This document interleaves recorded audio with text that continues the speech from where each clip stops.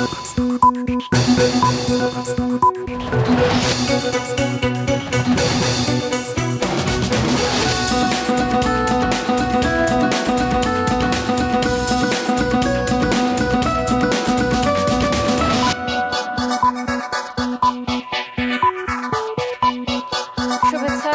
সন্ধ্যার মাছরাঙা সংবাদে আপনাদের সঙ্গে আছে আমি ফারহানা পারভিন। শুরুতে জানিয়ে দিচ্ছি গার্ডিয়ান লাইফ ইন্স্যুরেন্স সংবাদ শিরোনাম।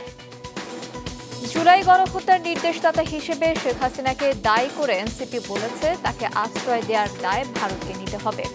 জুলাই পদযাত্রা কর্মসূচিতে আজ চুয়াডাঙ্গায় পথসভায় নেতারা বলেন দেশের সার্বভৌমত্ব ভারতের কারণে বারবার ক্ষুণ্ণ হয়েছে। এদিকে বিএনপি মহাসচিব মির্জা ফখরুল বলেছেন গণহত্যার জন্য শুধু শেখ হাসিনা নয়, আওয়ামী লীগেরও বিচার হওয়া উচিত। ঢাকা সহ 4 বিভাগে আজও দিনভর চলছে বৃষ্টি, এতে বিপদসীমার উপরে বইছে ফেনীর 2টি সহ 3 নদীর পানি। ফেনীতে নদীর বাঁধ ভেঙে পানি ঢোকায় দুর্ভোগে পড়েছে মানুষ, খোলা হয়েছে আশ্রয় কেন্দ্র। নোয়াখালী, বাগেরহাট, চট্টগ্রাম, বান্দরবান, খাগড়াছড়ি সহ দেশের বিভিন্ন স্থানে জলাবদ্ধতায় তৈরি হয়েছে দুর্ভোগ। 3 পার্বত্য জেলায় পাহাড় ধসের ঝুঁকির কথা জানিয়েছে আবহাওয়া বিভাগ। এসএসসি ও সমমানের পরীক্ষার ফল প্রকাশ হতে যাচ্ছে কাল। পরীক্ষার ফল ভালো না হয় অতীতে পরীক্ষার্থীদের কারো কারো আত্মহত্যা এবং আত্মহত্যার চেষ্টার ঘটনা ঘটেছে। এই প্রবণতা ঠেকাতে অভিভাবক এবং শিক্ষকদের সতর্ক থাকার তাগিদ দিয়ে বিশেষজ্ঞরা বলছেন অতিমাত্রায় প্রতিযোগিতামূলক মনোভাব এর বড় কারণ। শুনছিলেন শিরোনাম, এবার বিস্তারিত। শেখ হাসিনা সরাসরি গণহত্যার নির্দেশ দিয়েছেন। একজন গণহত্যাকারীকে আশ্রয় দেওয়ার দায় ভারতকে নিতে হবে বলেছেন জাতীয় নাগরিক পার্টি এনসিপির নেতৃবৃন্দ। দেশ গড়তে জুলাই পদযাত্রার শীর্ষক মাসব্যাপী কর্মসূচির অংশ হিসেবে চুয়াডাঙ্গায় আজ পথসভা করে এনসিপি। জেলা রিপোর্টার ফাইজার চৌধুরীর তথ্য এবং ছবিতে ডেস্ক রিপোর্ট। জুলাই গণঅভ্যুত্থানের বর্ষপূর্তি উপলক্ষে এনসিপির আয়োজনে সারা দেশে চলছে জুলাই পদযাত্রা। কেন্দ্রীয় কর্মসূচির অংশ হিসেবে আজ দুপুর 2:30টায় চুয়াডাঙ্গা শহরের হাসান চত্বর ও আলমডাঙ্গার আলতাইবা মোড়ে এই পদযাত্রার 9ম দিনের পথসভায় এনসিপি আহ্বায়ক নাহিদ ইসলাম বলেছেন ভারতীয় আধিপত্যবাদের কারণে বাংলাদেশের স্বাধীনতা সার্বভৌমত্ব বারবার ক্ষুণ্ণ হয়েছে। সীমান্ত হত্যা বন্ধের বিষয়েও কথা বলেন তিনি। সীমান্ত হত্যা আমরা কোনোভাবেই মেনে নিব না। বাংলাদেশের জনগণকে, বাংলাদেশের সীমান্তকে, বাংলাদেশের মাটি ও মানচিত্রকে রক্ষা করা বাংলাদেশের ছাত্র তরুণ যুবদের দায়িত্ব। সেই দায়িত্ব আমরা নিয়েছি এবং সেই দায়িত্বের ভিত্তিতেই জাতীয় নাগরিক পার্টি কাজ করবে। এনসিপির সদস্য সচিব আক্তার হোসেন বলেন শেখ হাসিনা সরাসরি গণহত্যার নির্দেশ দিয়েছেন। বলেন একজন গণহত্যাকারীকে আশ্রয় দেওয়ার দায় ভারতকে নিতে হবে।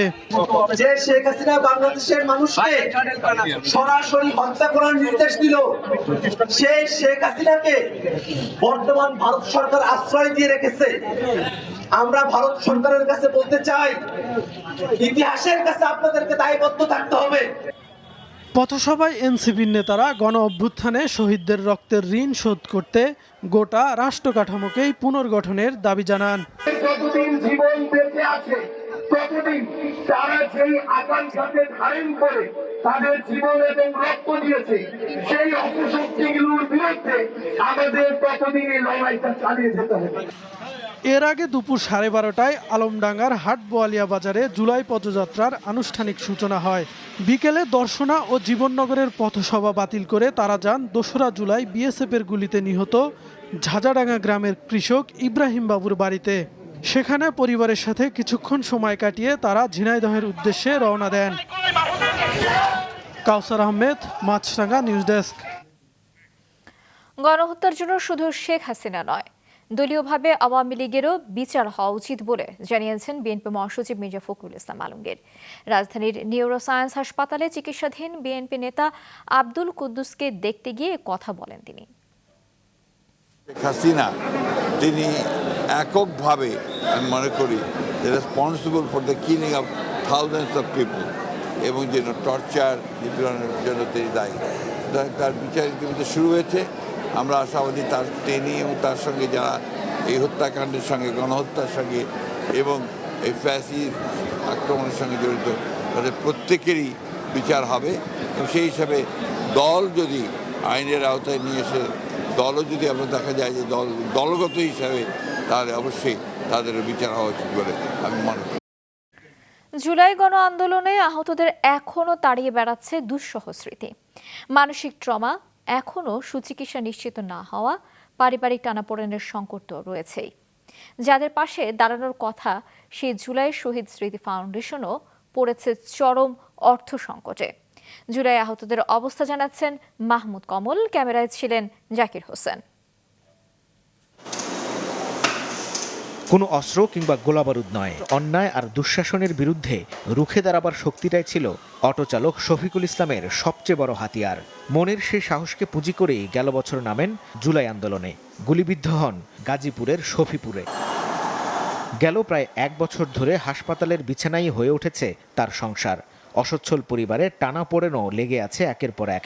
হারানো পায়ে হাত বুলিয়ে হয়তো নিজের সান্ত্বনা নিজেই নিচ্ছিলেন জুলাই যোদ্ধা শফিক। মোটামুটি ভালো আছি, তত বড় ধরনের কোনো কাজ করতে পারবো না, তবে এখানে ওখানে যাওয়ার মতন একটা পরিস্থিতি তৈরি হয়েছে আর কি, যেতে পারবো।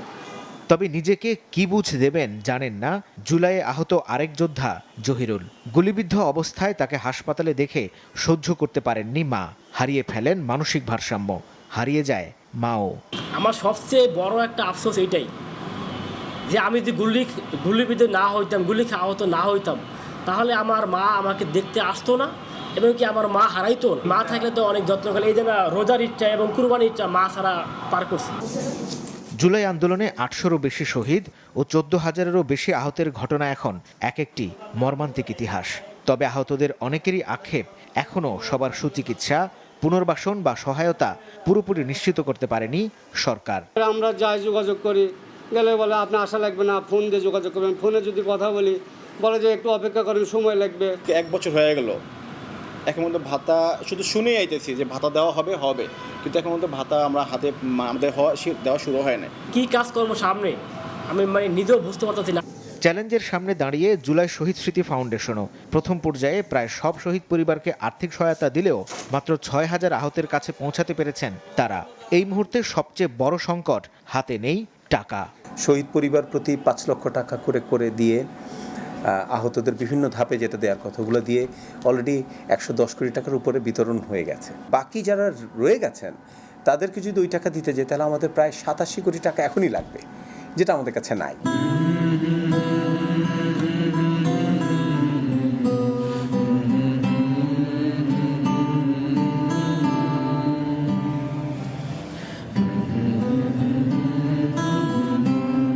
রক্তাক্ত জুলাইয়ের 1 বছর, আহতদের এখনও তাড়িয়ে বেড়ায় আন্দোলনের দুঃসহ স্মৃতি। তবে তাদের মনে এর চেয়ে বড় কষ্ট, যে পরিবর্তনের স্বপ্নে করেছিলেন আত্মত্যাগ, তার সম্মান কিংবা স্পিরিট এখন আর খুঁজে পাচ্ছেন না তারা। রাস্তাঘাটে মারামারি হচ্ছে, ওপেন, পুলিশকে ভয় পাচ্ছে না, কোনো ডিসিপ্লিন নেই। এখন সবাই ভোট নিয়ে ব্যস্ত। আক্ষেপটা থেকেই গেল যে হাত হারাইলাম, ভবিষ্যতে যে আবার হল দখল হইবে না, ভবিষ্যতে আবার যে কোনো দলীয় প্রোগ্রামে আমাদের জোর করে নিবে না, এই গ্যারান্টি আমি এখন পাইতেছি। অবশ্য এখনই হতাশ হতে চান না এই যোদ্ধারা। শারীরিক যত অক্ষমতাই থাকুক, দেশের প্রয়োজনে লড়ে যেতে চান আমৃত্যু। মাহমুদ কমল, মাছরাঙা সংবাদ, ঢাকা। ঢাকা সহ 4 বিভাগে আজও প্রচুর বৃষ্টি হয়েছে। ফেনীর 15 স্থানে বাঁধ ভেঙে প্লাবিত হয়েছে অন্তত 30টি গ্রাম। অনেক মানুষ পানিবন্দী হয়ে আছে। এদিকে চট্টগ্রাম, কক্সবাজার সহ 3 পার্বত্য জেলায় পাহাড় ধসের শঙ্কা জানিয়েছেন কর্তৃপক্ষ। Desk report. টানা বর্ষণ আর পাহাড়ি ঢলে ফেনীর মহুরী, কহুয়া ও সিলোনিয়া নদীর পানি বেড়ে 15টি স্থানে বাঁধ ভেঙেছে। এতে জেলার ফুলগাজী ও পরশুরামে অন্তত 30টি গ্রাম প্লাবিত হয়েছে। পানিবন্দী কয়েক হাজার মানুষ। মহুরী ও সিলোনিয়া নদীর পানি বিপদসীমার উপরে বইছে। আমরা বহুত কষ্ট হয়ে বারবার ভাঙতেছে, কোনো সংস্কার না, পাথর ভাঙতে সব চলে গেছে। আমার খালো তো বাড়ি ঘর গেছে, ছোট তার ঘর গেছে, আমাদের ঘর তো গেছে, আমার বড় ভাইয়ের ঘর তো চলে যেতেছে, আমাদের বাড়ির অর্ধেক চলে গেছে। এখানে অবৈধভাবে বালু উত্তোলনের কারণে বাঁধ এবং কি বেড়িবাঁধ দেওয়ার কারণে সব কিছু মানুষের ঘর বাড়ি, কাঁচা বাড়ি, বিল্ডিং সব ভেঙে চুরমার হয়ে গেছে। ঘরবাড়ি তলিয়ে যাওয়ায় অনেকেই আশ্রয়কেন্দ্রে উঠেছেন। তাদের জন্য 131টি আশ্রয়কেন্দ্র খুলেছে প্রশাসন। 3 দিনের বৃষ্টিতে নোয়াখালীর 8 উপজেলা ও পৌর এলাকায় জলাবদ্ধতা দেখা দিয়েছে। ভেসে গেছে মাছের ঘের, ফসলের ক্ষেত, তলিয়ে গেছে সড়ক। আমাদের রাস্তাঘাট পানিতে ডুবে গেছে, কোনো যানবাহন চলতেছে না, অটো চলতেছে না, আমরা হাঁটতে পারতেছি না, গাড়ি নিয়ে যাইতে পারতেছি না, আমাদের অনেক কষ্ট। রাস্তাঘাট সব বৃষ্টিতে ডুবে গেছে, আমরা চাকরিজীবী যারা তারা যাতায়াতের জন্য বিঘ্ন করছে। চট্টগ্রামে হালকা থেকে মাঝারি বৃষ্টিপাত হচ্ছে, এতে কিছু কিছু এলাকায় জলাবদ্ধতা তৈরি হয়েছে। ভোগান্তিতে পড়েছেন স্থানীয়রা। হালদা নদীর পানি বিপদসীমার উপরে বইছে। পাহাড় ধসের সতর্কতা দেওয়া হয়েছে কক্সবাজার, চট্টগ্রাম ও 3 পার্বত্য জেলায়। এজন্য বিভিন্ন এলাকায় মাইকিং করতে দেখা যায় স্থানীয় প্রশাসনকে। যারা পাহাড় ধসের আশঙ্কায় আছেন সেই সব এলাকা থেকে মানুষদেরকে সরিয়ে আনার জন্য মাইকিং এবং আমাদের যে ভলান্টিয়ারিং সহ যে তৎপরতা এগুলো চলমান আছে। বাগেরহাট সদর, মোরেলগঞ্জ, মোংলা, শরণখোলা, রামপাল সহ জেলার 9টি উপজেলায় নিচু এলাকা প্লাবিত হয়েছে। জেলার সব নদীর পানি 1 থেকে 2 ফুট বেড়েছে, তলিয়ে গেছে বেশ কিছু চিংড়ির ঘের। এদিকে কুমিল্লার গোমতী ও বান্দরবানের সাঙ্গু ও মাতামুহুরী নদীর পানি বেড়েছে। রওশন জাহান মিষ্টি, মাছরাঙা নিউজ ডেস্ক। কাল প্রকাশ করা হবে এসএসসি এবং সমমান পরীক্ষার ফল। প্রতি বছর দেখা যায় ফল খারাপ করলে শিক্ষার্থীদের কেউ কেউ আত্মহত্যার চেষ্টা করে। বিশেষজ্ঞরা বলছেন অতিমাত্রায় প্রতিযোগিতামূলক মনোভাবই এর মূল কারণ। সিরাজগঞ্জ রিপোর্টার মাহমুদুল হাসান উজ্জ্বলের সহায়তায় রিপোর্ট করছেন মহসিন আশরাফ।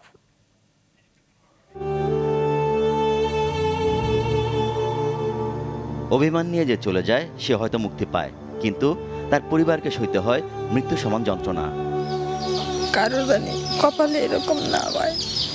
আমার শোনা যাবে অকালে জয়রা গেছে, আর জানি কেউ এবার অকালে জয়রা না। নাজিরা খাতুন সিরাজগঞ্জের কামারখন্দ উপজেলার জামতল ধোপাকান্দি বহুমুখী উচ্চ বিদ্যালয়ের এসএসসি পরীক্ষার্থী ছিল। বাংলা পরীক্ষা খারাপ হওয়ায় ফেল করতে পারেন এমন আশঙ্কায় গলায় ওড়না পেঁচিয়ে আত্মহত্যা করে সে। আমি টাকা পয়সা দিয়ে খরচ করবো, আমি লেখাপড়া করাম, তুমি ভালো করে লেখাপড়া করবে, টাকা পয়সার জন্য চিন্তা করবো না। আমি এটা 5-এ বৃত্তি পাইছিল, হঠাৎ করে কোন জ্বরে পড়ে গেলাম, পড়ে যা মেয়েটা শেষ হয়ে গেছে। কুড়িগ্রাম উপজেলার কাশীপুর ইউনিয়নের গঙ্গাঘাট MS উচ্চ বিদ্যালয়ের এসএসসি পরীক্ষার্থী ছিল রোমানা আফরোজ। কয়েকটি বিষয়ের পরীক্ষা খারাপ হওয়ায় পরীক্ষা শেষ হওয়ার আগেই আত্মহত্যা করে সে। প্রিপারেশন তেমন ভালো হয়নি, পরীক্ষা দিয়ে আসি বললো। এখন বাড়িতে ওর মা রাগারাগি করছে, করে ওর মা গেছে বাসা থেকে চলে, এই এখন আর সহ্য করতে পারেনি ওটা। এ দুটি ঘটনা উদাহরণ মাত্র। পরিসংখ্যান বলছে মাধ্যমিক ও উচ্চ মাধ্যমিকের ফলাফল প্রকাশের পর আত্মহত্যার চেষ্টা করা 17 জনের মধ্যে 1 জন মারা যায়। এত মানুষের মধ্যে 12 জন মারা গেছে, তো কি হয়েছে? সংখ্যাটা বড় কথা না, বড় কথা হচ্ছে যে একটা শিশু যদি আমাদের ভুলে মারা যায়, সেটা আমাদের সমস্ত জাতির একটা বিষয়, চিন্তার বিষয়। এবং কেন মারা যাবে? এবং আমরা তো পরীক্ষাটাকে বা ইয়েটাকে পুরোপুরি বাণিজ্য করে ফেলেছি। সবাই ভাবছে সবাই ফার্স্ট হবে, সবাই ডাক্তার হবে, সবাই ইঞ্জিনিয়ার হবে। এর বাইরেও যে জীবন আছে, এর বাইরেও যে অনেকে অনেক ভালো করতে পারে। ভারতের রাষ্ট্রপতি ছিল APJ, উনি ফেল করেছে 2 বার, তারপরে তো উনি মহাবিজ্ঞানী হয়েছেন। এটা জীবনটা এখানে শেষ না, এটা জীবনটা আরও অনেক বড়। আগামীকাল দেওয়া হবে চলতি বছরের এসএসসি ও সমমান পরীক্ষার ফল। এই শিক্ষার্থীও অপেক্ষায় ফলাফলের, তার চিন্তা ভিন্ন। তাকে আবার ট্রাই করা উচিত, সে যদি না পারে সমস্যা না, সে আবার ট্রাই করবে, সে চেষ্টা করতে থাকুক।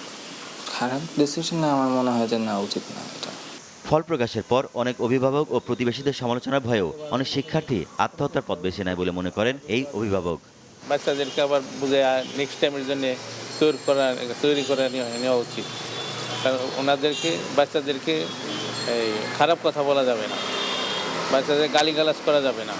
হয়তো একটা ফেল করছে, নেক্সট টাইম আর একবার পরীক্ষা দিলে হয়তো পাস করবে।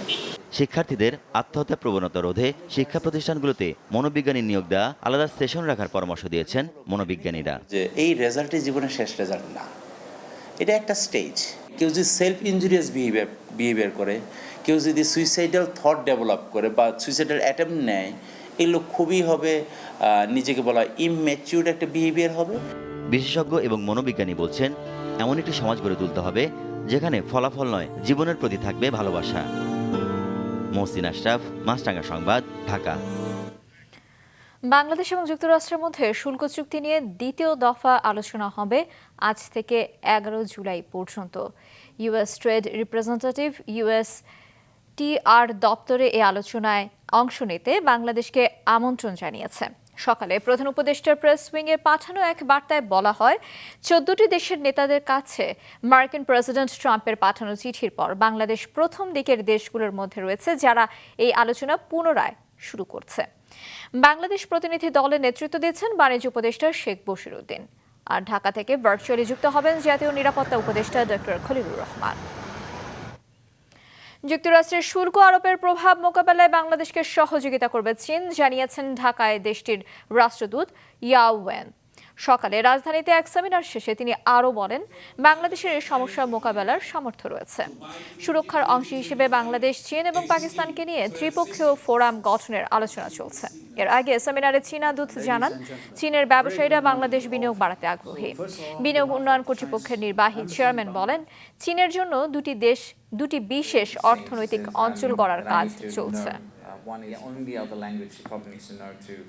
We have a tendency of promising things but not delivering in the government, but we are trying to change that attitude and culture.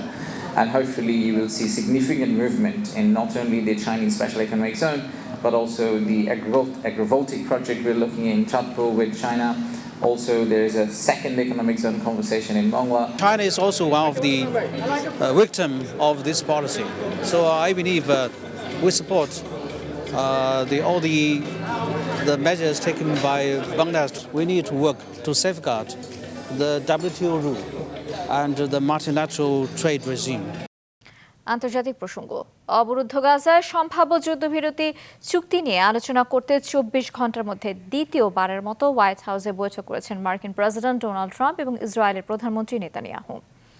মঙ্গলবার সন্ধ্যায় অনির্ধারিত আলোচনাটি 1 ঘন্টারও বেশি সময় ধরে চলে। এ সময়ে কোনো মিডিয়ার প্রবেশাধিকার ছিল না। দুই নেতার আলোচনা চলাকালে ইসরায়েলি বাহিনী গাজায় অন্তত 95 প্যালেস্টাইনিকে হত্যা করেছে। এর আগে সোমবার হোয়াইট হাউসে এ নিয়ে দুই নেতা কয়েক ঘন্টা বৈঠক করেছিলেন। এদিকে যুক্তরাষ্ট্রের মধ্যপ্রাচ্য বিষয়ক বিশেষ দূত স্টিভ উইটকফ জানিয়েছেন, ইসরায়েলি 10 জিম্মিকে মুক্তি দেওয়া হবে। খেলার খবর, শিরোপা ধরে রাখার লক্ষ্যে ঘরের মাঠে সাফ অনূর্ধ্ব 20 মেয়েদের চ্যাম্পিয়নশিপ খেলবে বাংলাদেশ। সংবাদ সম্মেলনের মাধ্যমে আসরের জন্য 23 সদস্যের দল ঘোষণা করে স্বাগতিক কোচ পিটার বাটলার। অধিনায়ক আফিদা খন্দকার সহ এশিয়ান কাপ বাছাই খেলা 8 ফুটবলার রয়েছেন 20 বছরের দলে। 11 থেকে 21 জুলাই পর্যন্ত রাজধানী বসুন্ধরা কিংস অ্যারেনায় হবে এবারের আসর। বাংলাদেশ ছাড়া বাকি দলগুলো হলো নেপাল, ভুটান এবং শ্রীলঙ্কা। ভারত খেলছে না আসরে। রাউন্ড রবিন লিগের এই আসরে সর্বোচ্চ পয়েন্টধারী দল হবে চ্যাম্পিয়ন। সন্ধ্যা সংবাদ শেষ করতে যাবার আগে গার্ডিয়ান লাইফ ইন্স্যুরেন্স সংবাদ শিরোনামগুলো আরো একবার। শেখ হাসিনা গণহত্যার নির্দেশদাতা, তাকে আশ্রয় দেওয়ার দায় ভারতকে নিতে হবে বলছে এনসিপি। দলীয়ভাবে আওয়ামী লীগেরও বিচার হওয়া উচিত মনে করেন ফখরুল। ঢাকা সহ 4 বিভাগে আজও দিনভর বৃষ্টি। বিপদসীমার উপরে দেশে 3 নদীর পানি। ফেনীতে 14 জায়গায় ভেঙে গেছে বাঁধ। পার্বত্য এলাকায় পাহাড় ধসের আশঙ্কা। মাধ্যমিক ও উচ্চ মাধ্যমিকের ফল প্রকাশের পর আত্মহত্যার চেষ্টা করে 17 জনে একজন। অতি প্রতিযোগিতার মনোভাব বড় কারণ, সচেতনতা বাড়ানোর পরামর্শ। এ ছিল সন্ধ্যা সংবাদে। দর্শক, করোনা সংক্রমণ ফের শুরু হয়েছে এবং তা বাড়ছে। এ থেকে সুরক্ষিত থাকতে ব্যবহার করুন ফেস মাস্ক। এতক্ষণ সঙ্গে থাকার জন্য ধন্যবাদ জানিয়ে আমি ফারহানা পারভীন শেষ করছি সন্ধ্যার মাছরাঙা সংবাদ। এই দিন এইভাবে।